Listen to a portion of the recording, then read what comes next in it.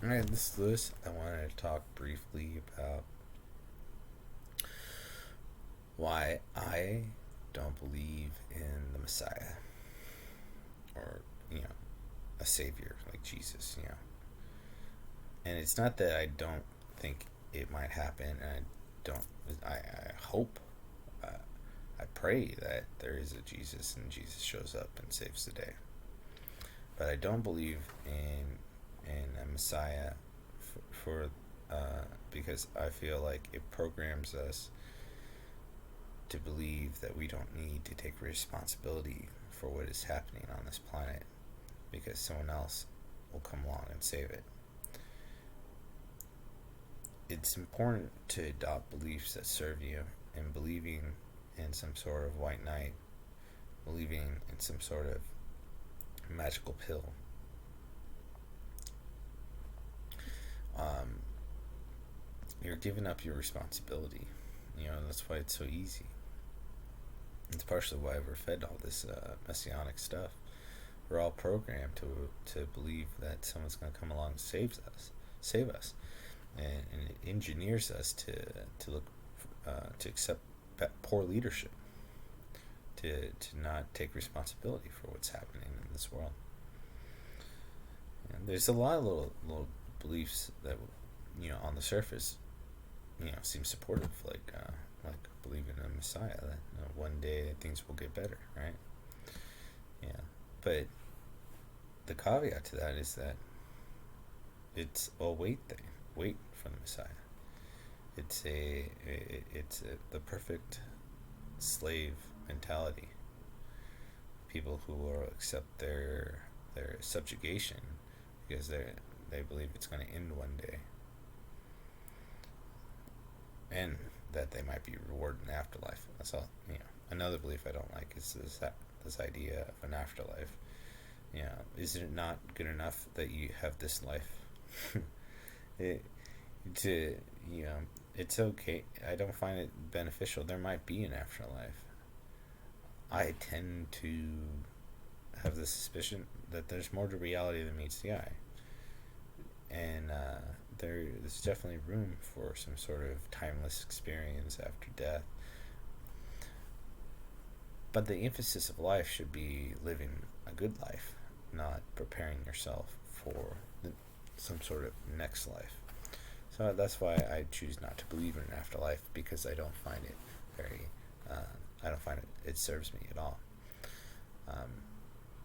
We're too cynical as a society. We're narcissistic, or been programmed that way, particularly through media, to be cynical, to believe there's no point to reality, no point to our existence, and that so it is a double-edged sword. You can be an atheist and be spiritual. You know, it's not an oxymoron, and I think if you don't believe in God and you don't believe in an afterlife, then you should really believe that this is what's important. Living in the moment is what's important. Living your best life is what's important. And contributing to the growth of the human experience and to the human collective is what should be your mission, especially if you only believe you're only here for X amount of time. Why not look at the fucking ant? Look at ants, dude. They live their whole life for the collective. You know, there's a lot. Yeah, I'm not saying we should all be automatons and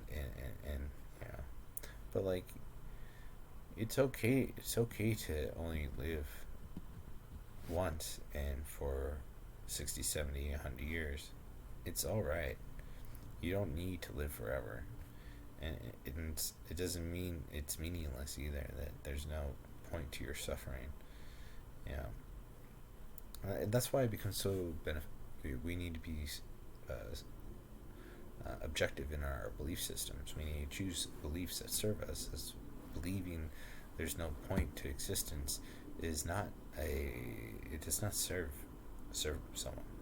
You know, you can you can not believe in God and also not believe in an afterlife and believe that the human experience is a worthwhile journey. Um, Another belief I don't like is karma. I don't find it beneficial to believe, that everything happens for a reason. Of course, everything happens for some sort of reason. Hell, chaos itself is a reason. You know, car accidents. I don't. People don't die in car accidents for a reason. There's just so much shit going on, and people are going all directions, going, drinking, driving, distracted, phones, stuff. Too many variables. There's so many variables. Of course, there's going to be accidents. You know, um, but karma. I really find karma to be at the height of slave mentality. To believe that someone suffers because they deserve to suffer. It is a horrible system to believe in the wheel of karma, and the only way we're gonna break ourselves of this sin of the father and reciprocal nature, or the cyclical nature of suffering and sin and all that, is by just forgiving and forgetting. And it's much more beneficial to believe that people don't deserve to suffer than it is to say they suffer because of their past life experiences. There's also like this weird mind fuck you do, because you're like, well, these people who are subjugating humanity, they're gonna get their comeuppance in the next life. I find that it's the height of slave mentality, and everything I'm saying here is subversive, right?